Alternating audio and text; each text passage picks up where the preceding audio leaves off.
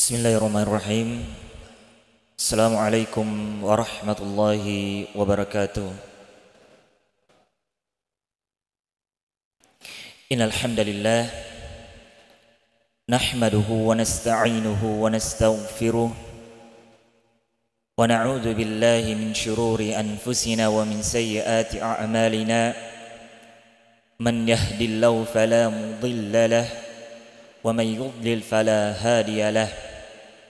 Ashhadu an la ilaha illallah wahdahu la syarika lah wa ashhadu anna Muhammadan abduhu wa rasuluh. Jamaah salat tarawih yang insyaallah dirahmati oleh Allah Subhanahu wa taala. Kembali pada malam hari ini di malam yang ke-28 dari bulan suci Ramadan, kita kembali berkumpul di tempat yang penuh berkah ini untuk melaksanakan ketaatan-ketaatan kita kepada Allah Subhanahu wa taala. Dan tentu tak kala seorang hamba itu dia mampu untuk beribadah kepada Allah Subhanahu wa taala, itu semua tidak lepas dari nikmat yang Allah Subhanahu wa taala berikan kepada kita. Karenanya perbanyaklah bersyukur kehadirat Allah Subhanahu wa taala atas segala nikmat-nikmat yang Allah berikan kepada kita. Dan juga selawat dan taslim senantiasa kita curahkan kepada Nabi kita Muhammad sallallahu alaihi wasallam sebagai wujud kecintaan kita kepada beliau. Karena berkat perjuangannya lah sehingga kita bisa menikmati bagaimana nikmatnya beragama Islam seperti yang kita rasakan saat ini. Hadirin rahimani wa rahimakumullahu ta'ala jami'an. Pada pertemuan kita kemarin malam, kami menyampaikan satu buah hadis dari Nabi kita Muhammad sallallahu alaihi wasallam, bahwasanya tak kala kita ingin mendapat penjagaan dari Allah Subhanahu wa taala, dijauhkan dari mara bahaya, dimudahkan segala urusan-urusan kita, maka salah satu konsep terbaiknya adalah dengan kita menjaga Allah Subhanahu wa taala. Dan kami sudah memberikan definisi bahwasanya cara kita menjaga Allah Subhanahu wa taala, yang pertama itu yang kami sebutkan adalah menjaga awamiruhu, yaitu dengan menjaga apa-apa yang menjadi perintah-perintah Allah Subhanahu wa taala. Dan salah satu perintah yang sudah kami sebutkan yang Allah Subhanahu wa taala perintahkan kepada kita untuk kita menjaga perintah tersebut adalah menjaga perintah salat. Dan kami sudah jelaskan bahwasanya apa-apa yang harus dijaga dari solat itu. Dan kami berhenti pada pembahasan bahwasanya yang harus dijaga seorang hamba dari solat-solatnya adalah dengan menjaga solat berjamaahnya di masjid-masjid Allah Subhanahu wa taala. Dan kami sudah menjelaskan bagaimana pandangan dari para ulama kita. Iman kita, Imam Abu Malik, Imam Abu Hanifah, Imam Malik dan Imam Ahmad semuanya mengatakan bahwasanya wajib bagi seorang laki-laki untuk menunaikan salat berjamaah di masjid-masjid Allah Subhanahu wa taala. Namun ada pendapat dari Imam Syafi'i rahimahullah, dia mengatakan bahwasanya boleh bagi seorang laki-laki itu meninggalkan salat berjamaah selama ada uzur baginya. Entahkah dia rumahnya jauh dari masjid, atau mungkin dia sedang sakit, atau mungkin ada suatu pekerjaan yang dimana kalau dia meninggalkan pekerjaan itu bisa membahayakan nyawa orang lain. Misalkan mungkin seperti seorang dokter yang sedang mengoperasi pasiennya, dan tiba-tiba masuk waktu sholat berjamaah, dikumandangkan azan, maka tentu bagi seorang dokter ini dia harus melanjutkan operasinya terlebih dahulu demi menjaga nyawa ataupun keselamatan dari seorang pasien. Jadi dalam keadaan-keadaan seperti ini boleh bagi kita untuk meninggalkan sholat berjamaah. Tetapi jangan sampai kita pula memudah-mudahkannya. Karena di dalam sebuah hadis Nabi kita Muhammad sallallahu alaihi wasallam menegaskan kepada kita bahwasanya Nabi kita Muhammad sallallahu alaihi wasallam ingin memerintahkan kepada seluruh sahabat waktu itu untuk mengumpulkan kayu bakar. Kemudian dia akan memerintahkan salah seorang sahabat untuk mengimami kaum muslimin untuk mendirikan salat berjamaah. Lantas apa yang akan dilakukan oleh Nabi kita Muhammad sallallahu alaihi wasallam? Nabi kita bersabda di dalam hadisnya, dan tak kala salat sedang ditunaikan, didirikan, yaitu salat berjamaah, maka saya akan berjalan ke rumah-rumah kaum muslimin dan saya akan melihat siapa di antara laki-laki yang tidak mendatangi salat berjamaah, maka saya akan membakar rumah dari orang tersebut. Maka dari hadis ini kita mengambil suatu pelajaran bahwasanya begitu murkahnya, begitu marahnya Nabi kita Muhammad sallallahu alaihi wasallam. Nabi kita yang dikenal dengan lemah lembutnya, dengan sifatnya yang latif, dengan sifat yang lembut yang dimiliki oleh Nabi kita Muhammad sallallahu alaihi wasallam. Tetapi dia begitu marah terhadap seorang laki-laki yang tidak datang ke masjid untuk melaksanakan salat berjamaah. Ada satu kisah yang dimuliakan oleh Allah Subhanahu wa taala. Kisah dari salah seorang sahabat radhiyallahu taalaan. Dan kami harap setelah mungkin kita mendengarkan kisah ini, kita bisa mengambil suatu pelajaran yang sangat mungkin bisa memberikan kita dampak ataupun pengaruh untuk kita lebih bisa menjaga lagi salat berjamaah kita. Kisah dari salah seorang sahabat yang mulia, Abdullah bin Ummul Maktum, seorang muadzin dari Nabi kita Muhammad sallallahu alaihi wasallam. Sahabat yang mulia ini diuji oleh Allah Subhanahu wa taala dengan keterbatasan penglihatan yang ia miliki. Artinya dia tidak bisa melihat. Matanya buta, dia tidak bisa melihat. Tetapi pernah suatu ketika dia meminta kepada Rasulullah, "Ya Rasulullah, bolehkah bagi saya ini untuk tidak mendatangi salat berjamaah? Karena saya ini selain dari buta mata saya juga tidak memiliki seseorang yang bisa menuntun saya untuk ke masjid untuk melaksanakan salat berjamaah." Maka apa kata Nabi kita Muhammad sallallahu alaihi wasallam? Dia bertanya kepada sahabat yang mulia ini, "Hal sami'tum nida? Hal sami'tum nida? Apakah engkau mendengarkan panggilan azan?" Maka sahabat ini menjawab, "Na'am ya Rasulullah." "Ya, wahai ya Rasulullah." Maka apa yang dikatakan Rasulullah? "Fa'ajibahu."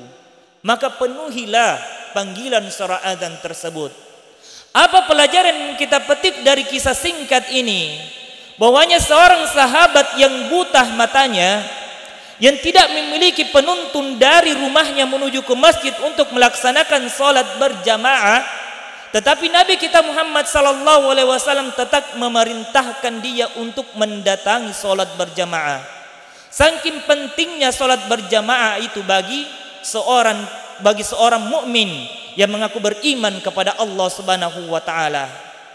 Maka coba kita renungkan kisah yang singkat ini. Seseorang yang buta matanya dan saking giatnya Abdullah Ummul Maktum ini dia beribadah kepada Allah Subhanahu wa taala. Surah Abasa yang sering kita baca hari ini itu diturunkan untuk memuji bagaimana kemuliaannya sahabat ini. Dia sahabat yang buta tetapi ibadahnya masih sangat luar biasa, dan bahkan dia menjadi salah satu muadzin dari Rasulullah sallallahu alaihi wasallam. Maka itulah dia dipuji oleh Allah Subhanahu wa taala karena ibadahnya. Yang jadi pertanyaan bagi kita ini manusia biasa. Kita tidak hidup di zaman Rasulullah. Fasilitas masjid kita sudah ber-AC, kipasnya ada di mana-mana, karpetnya sudah sangat nyaman. Tetapi dengan semua fasilitas seperti ini belum menggerakkan hati kita untuk menjaga salat berjamaah kita. Maka coba tanya kepada diri kita masing-masing, amalan apa yang bisa memasukkan kita ke dalam surga Allah Subhanahu wa taala. Maka jamaah yang dimuliakan oleh Allah Subhanahu wa taala, jangan sampai kita menyepelekan yang namanya salat berjamaah ini. Salat berjamaah bagi seorang laki-laki yang beriman kepada Allah Subhanahu wa taala itu sangat ditekankan untuk kita lakukan. Dan bahkan kebanyakan fatwa dari ulama kita di zaman ini, ulama kontemporer, ulama keterbelakangan, maksudnya ulama belakangan ini, dia mengatakan kalau ada seorang laki-laki yang hanya melaksanakan sholat 5 waktunya di rumah, maka dia berdosa. Tetapi walaupun telah gugur kewajibannya, tetapi dia mendapatkan dosa. Dosanya adalah apa? Karena dia meninggalkan sholat berjamaah di masjid Allah Subhanahu wa ta'ala. Kemudian yang terakhir yang perlu kita jaga dari sholat kita, dan ini juga terkadang kita lalaikan, terkadang kita tidak perhatikan, yaitu menjaga tumak-nina kita di dalam sholat. Apa itu yang dimaksudkan dengan tumak-nina? Yaitu menjaga ketenangan kita di dalam sholat. Artinya kita tidak melaksanakan sholat itu secara terburu-buru, seakan-akan ada orang yang mengejar kita. Dan Nabi kita Muhammad SAW itu sudah memperingatkan orang-orang yang seperti ini, orang-orang yang tidak bisa menjaga tumak-nina di dalam sholatnya. Apa yang dikatakan Rasulullah? Aswa'un nasi sariqah, seburuk-buruknya pencuri, alladhi yasriku mis sholah, adalah mereka yang mencuri min sholatihi, dari sholat-sholatnya. Jadi seburuk-buruknya pencuri adalah mereka yang mencuri di dalam sholatnya. Kemudian sahabat yang mendengarkan hadis ini, dia bertanya kepada Rasulullah, ya Rasulullah, kaifa yasrikuhu fis sholah? Bagaimana seseorang itu mencuri di dalam sholatnya? Maka apa kata Rasulullah? La yatimmu ruku'uha wa la yatimmu sujuduha. Artinya dia tidak menyempurnakan rukuknya, dia tidak menyempurnakan sujudnya. Dia melakukan semuanya itu secara terburu-buru. Dan ada satu hadis, kami lupa ya siapa yang meriwayatkan. Hadis ini menjelaskan kepada kita bahwasanya pentingnya kita menjaga tumak-nina ini. Karena kapan tidak ada tumak-nina di dalam salat kita, bisa saja salat kita itu menjadi batal, artinya tidak sah salat kita. Ini diceritakan di dalam sebuah hadis, ada salah seorang sahabat yang masuk ke masjid Rasulullah SAW. Dia salat sebagaimana kita salat, ya, mulai dari takbiratul ihram, rukuk, sujud, bangkit, tahiyat, semuanya dilakukan. Setelah beliau sahabat yang mulia ini selesai salat, dia menghadap kepada Rasulullah sambil memberi salam, Assalamualaikum ya Rasulullah. Maka Rasulullah SAW menjawab salamnya. Tetapi apa yang dikatakan Rasulullah SAW setelah menjawab salam dari sahabat ini? Rasulullah SAW, irji' fasalli, kembalilah dan fasalli, dan ulangi lagi salatmu. Sampai 3 kali, ya, sampai 3 kali sahabat ini, ya, setelah dia sampai 3 kali dia mengulangi salatnya, itu selalu diperintahkan oleh Rasulullah untuk mengulangi salatnya. Sampai ketiga kali itu dia berkata kepada Rasulullah, ya Rasulullah, sudah seperti ini salat saya. Ya, maka apa yang dia katakan sahabat ini setelah dia mengatakan bahwasanya seperti inilah salat saya, maka sahabat ini kembali berkata kepada Rasulullah, maka ajarilah saya bagaimana tata cara salat yang benar itu.